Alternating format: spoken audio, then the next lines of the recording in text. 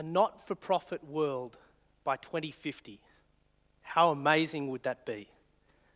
A world in which every business had as its primary objective the fulfillment of social needs, be that individual livelihoods or community needs. I grew up addicted to profit. At age 6, I discovered that my 4-year-old brother had a fantastic ability to draw. So for the next few years, I exploited that terribly by setting up art shows and making him produce as much artwork as he could. A few years later, I moved on to an ironing business where I'd do the ironing and he'd do the folding, and we had a few local customers and we charged 5 cents for a shirt and 2 cents for handkerchiefs and the like. But as I moved on into my teenage years, I realized that our addiction to profit and our addiction to making money just wasn't adding up. Some things just weren't working out the way that we'd planned. Happiness, for example, in the US and in Australia, since the 1950s in the US and 1960s in Australia, just wasn't increasing despite our increases in wealth. And I was working in a range of social sectors and discovering that ex-CEOs and people who'd been top of their class, etc., were developing serious social problems and living on the streets and calling up telephone counselling services, all sorts of things that just made me thought, maybe this just isn't working the way it should be working. And so I think there's 2 ways that I want to talk to you today about, 2 particular opportunities that I think open up the potential for us to shift to a not-for-profit world sometime in this century. The first is that we actually have limits to growth that demand an alternative to the way that we're operating currently. I was born in 1982, and it was around this time that the Earth actually moved into overshoot. What that means is that the carrying capacity of the Earth, being a certain amount, and the amount that the Earth demands in terms of its human population as a total, actually crisscrossed.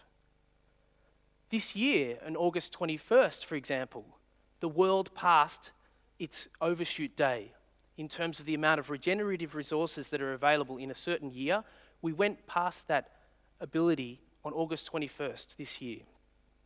Currently, the global footprint, the average footprint that would allow us to continue living sustainably is called 1.7 hectares, global footprint hectares. Now that's quite similar in measurement in some ways to hectares as we know them, but also a little bit more complex in other ways. But just for the sake of argument, consider it in that way. 1.7 global hectares per person is what is the capacity that will allow the Earth to regenerate each year and us to live sustainably. The footprint at the moment, the average footprint, is 2.7 global hectares. And as I mentioned, we passed that in 1982. So it's not a case of, well, we can transition through creative capitalism and all different sorts of ways to a future that's sustainable. We actually have gone past sustainability and now need to degrow. And the common arguments you get from big business and from economists and all sorts of people who are really entrenched within this growth-based system is, well, we can innovate our way out of it. But the work of 2 people in particular have made me think differently about this. The first is a guy called Professor Tim Jackson, who recently wrote a book, Prosperity Without Growth. And his work a few years ago essentially showed that there's no way that we can innovate fast enough to actually decarbonize to the point that we can live sustainably. To do so, he shows, you would actually need to reduce your carbon footprint, or the carbon footprint per GDP, by 16 times every year to actually get to a level that would be sustainable by 2050. That is an incredible amount, and as someone who studied nanotechnology globally for the last 8 years, I'm yet to find anywhere where those sorts of gains in energy efficiency have ever been shown to be possible. The second is what's called Jevons paradox. Some of you may remember the calls back in the 80s and 90s and beyond for the paperless office. People said that with the internet and the revolutions associated with that we'd have paperless offices. Jevons paradox says that any time you actually increase efficiency within a technology, what happens is that the overall gains in consumption, the overall consumption use, outpaces the gains in energy efficiency. And think about when you have a car and you make it more efficient and you bring out a new model, always what seems to happen is more people purchase more cars. So the actual gains are lost in the process. And with those 2 points in mind, if you truly take them on board, you can see if we've passed the limits to growth and innovation isn't the way out of this by itself, we actually need to think differently, especially if we're interested in the welfare of all the people around the world, people living in the so-called developing world, the global south. If there's going to be any acceptable increase in the global footprint as an average in the global south, then the obvious understandable future for the global north must actually be to degrow. The second point is that there's some really exciting stuff emerging in the not-for-profit space. And I think the not-for-profit developments and things that are happening in this space offer some fantastic opportunities for actually us to talk about degrowth and for those two arguments to come together. I was talking to a guy last year here in Queensland, and he was telling me about his company. It's a relatively small construction engineering company called Mayuma. It runs out of Mount Isa and Camooweal, and it has an annual turnover of $10 million for the last financial year, employs about 40 or 50 people, and it's not for profit. Now, I'd never before heard of engineering companies of this sort of scale being not for profit. But it's time and time again since then that I've discovered there's a whole range of activities that come under the not-for-profit banner.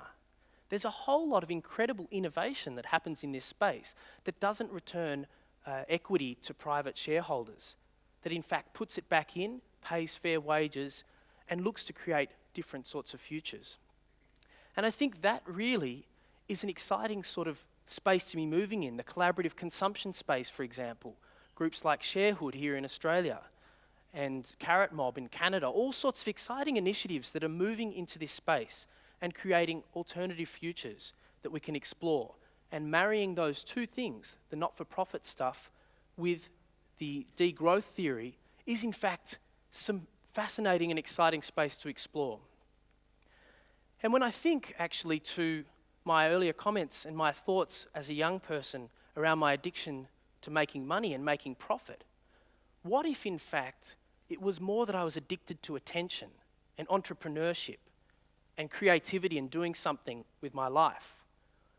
Well, when I think of it in that way, I actually recall a story I was told last year by a friend of mine who went into Africa, some very remote part on that beautiful continent. And he was in a small village, and the village essentially was a bunch of people who wore the same clothing, had the same sorts of homes, and there didn't seem to be any particularly delineable hierarchy in terms of the structure of governance. And he sat there and looked and tried to observe because he didn't speak the local language. And after a couple of days, he asked someone to translate for him. And he asked, "What is it? How come there's no sort of structure here, but there are two people who have a certain marking on their foreheads and on their homes? What is it that those people, they don't seem to be necessarily the leaders making the decisions around here. What is it?" And the response came that in our society, we don't have any form of hierarchy as you may know it, but those people with the markings on their forehead and on their homes were in fact the wealthiest in our community. And there's a rule here that when you reach a certain level of affluence, you must throw a party until you become the so-called poorest, and then you get the marking on your forehead. And that was a really powerful story for me because it tapped back into that alternatives to profit. There are alternative ways that we can look at these things and how we actually take what in many cases are destructive tendencies in our society, a masculine dominator approach, and shift to the feminine nurturer, the collaborative, the collective, all sorts of things that don't actually set us up for a future which is not sustainable. And in that sense, I just want to finish by saying that there are alternatives. There are so many different things that are emerging at the fringe, at the boundary. And I think the first thing really for us all to do is to fully acknowledge that the system isn't working, and the system isn't working for a lot of people in particular. Secondly, that the things that people put forward as the so-called solutions for fixing the system are on the whole largely false hope. And then if you can accept those two things, if you can truly sit with those two things, which are pretty big stuff if you've been raised inside the system, if you can sit with that, then you open up the incredible space which begins with the next question, which is, what can I actually do to create a not-for-profit world in my lifetime? Have a great day.